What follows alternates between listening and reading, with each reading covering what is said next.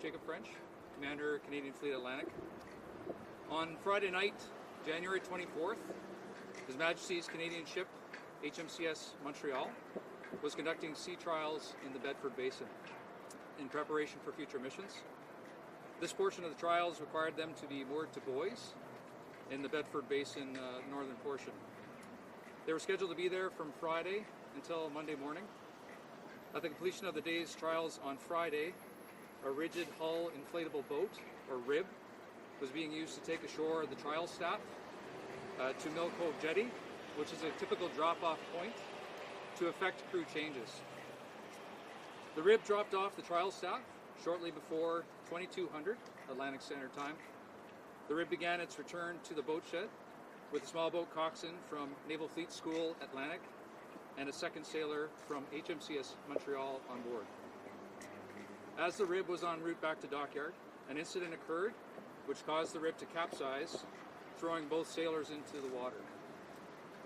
The radio was not available to the boat's coxswain, so the boat coxswain used his cell phone to call 911. The 911 call triggered an immediate response by the Joint Rescue Coordination Center, who deployed a Halifax pilot boat, which effected the rescue. The members were pulled from the water and brought to Mill Cove Jetty, where they were met by paramedics and then transferred to QE2 Hospital.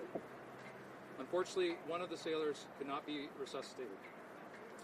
The boat coxswain was released from QE2 early in the morning of Saturday. The deceased member, his name is Petty Officer 2nd Class Gregory Attwood. He was a crew member of HMCS Montreal, including last year's deployment to the Indo-Pacific, which returned in October of last year. He was a weapons engineering technician. This event is under investigation by Canadian Forces National Investigation Service, a branch of the military police, which is standard practice for this type of incident.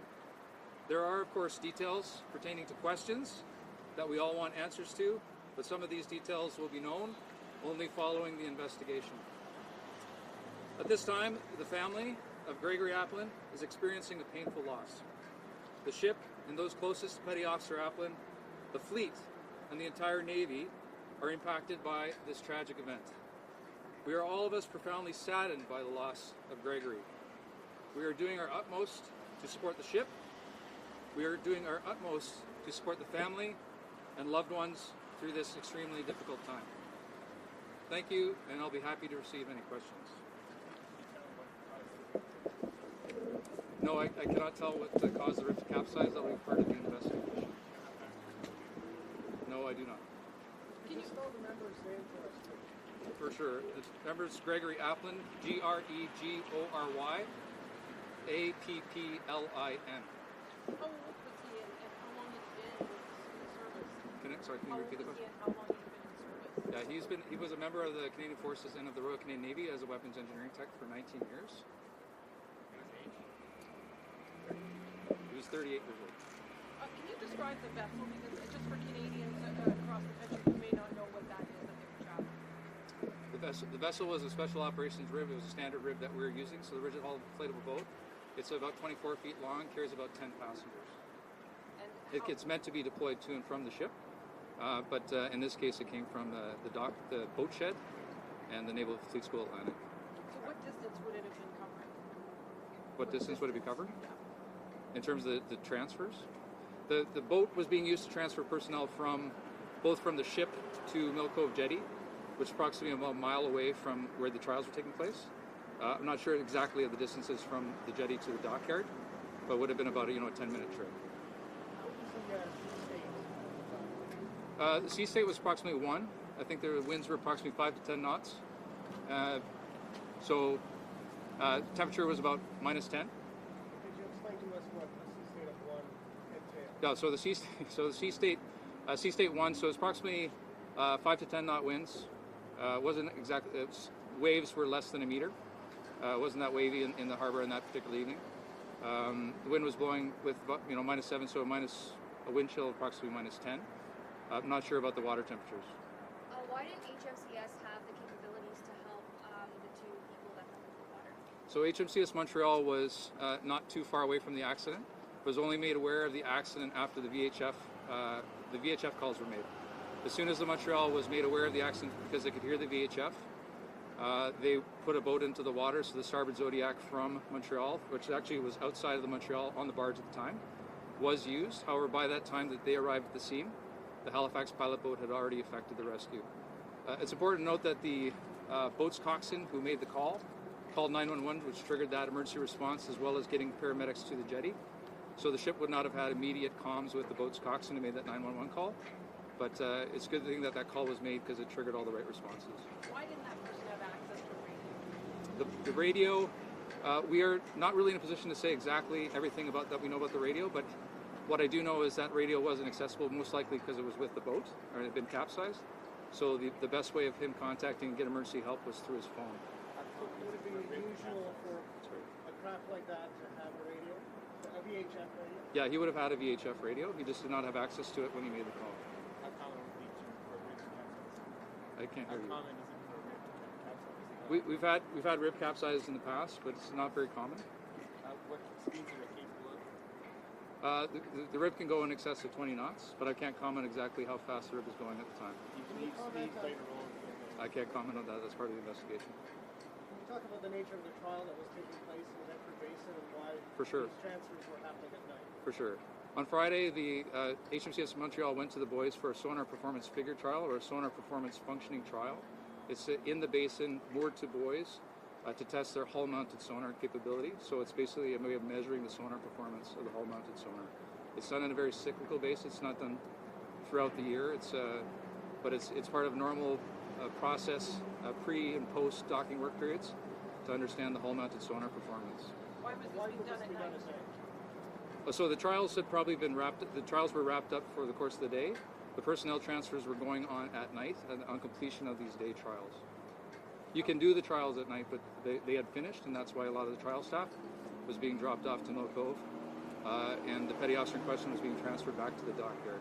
Is it typical to do those transfers at night? Yes, it is typical to do transfers like that at night. What are the Speaking possible about how causes of difficult it is for those inflatable boats to capsize, what does it normally take for that to even happen? For it to capsize? Yeah.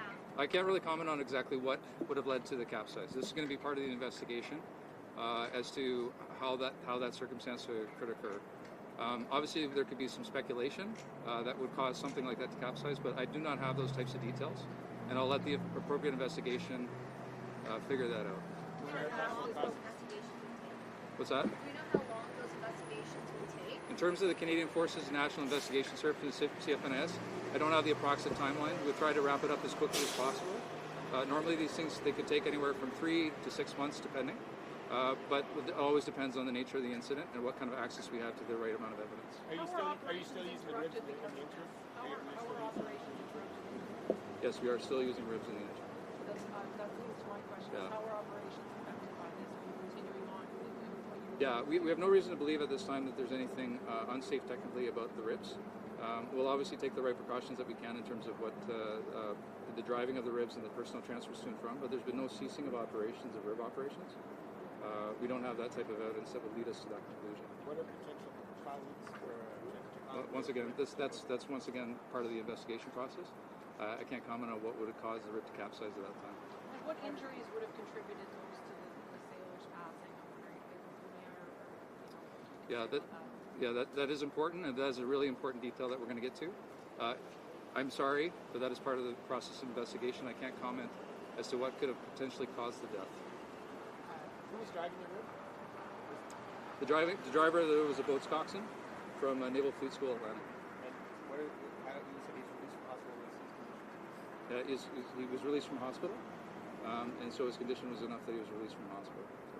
Pardon me, this is already part of the exercise that they were taking part in. Did that continue over the weekend, or was that? No, I actually, sorry, I had that in my comments, and I meant to include that. HMCS Montreal returned to dockyard on Saturday afternoon. So those operations were ceased, and we'll do those trials at a later date. Operations now are.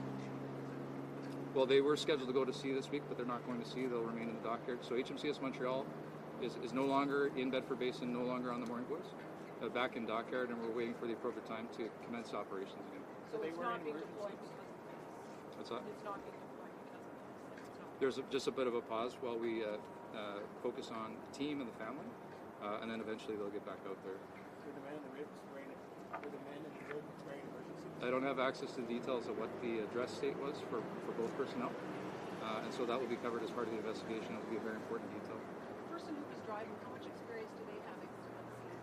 The sailor first class has a good amount of experience. They're qualified with boats operations. In this case, I can say that they had enough time in and they were quite experienced. But that more detail than that, I can't say. All right, thank you. We have time for 2 more questions. How cold would the water be? I don't remember the temperature of the water. I don't have access to that. It's below 10 degrees Celsius, I can tell you that much. So it's not much about freezing in these conditions. But I don't have the exact temperature of the water. Do you know how long it took to get underwater? That's part of the investigation as well. I don't have that time. All right, one last question. Although I will say that, so we do know that the stress call in and around the vicinity of 2200. The timing of Milko was approximately in and around 2200, but I don't have the exact amount of time that they were in the water. Last question. All right, thank you for your time, sir. Any final statements you'd like to make? Oh, I'd just like to remind people that this is obviously a very tragic moment for us, tragic for the entire Navy family. We're doing our utmost to provide the right details to the family.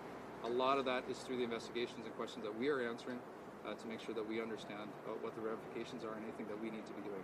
But we ask for your sympathy, your prayers, your thoughts to the family of Petty Officer Attwood at this time.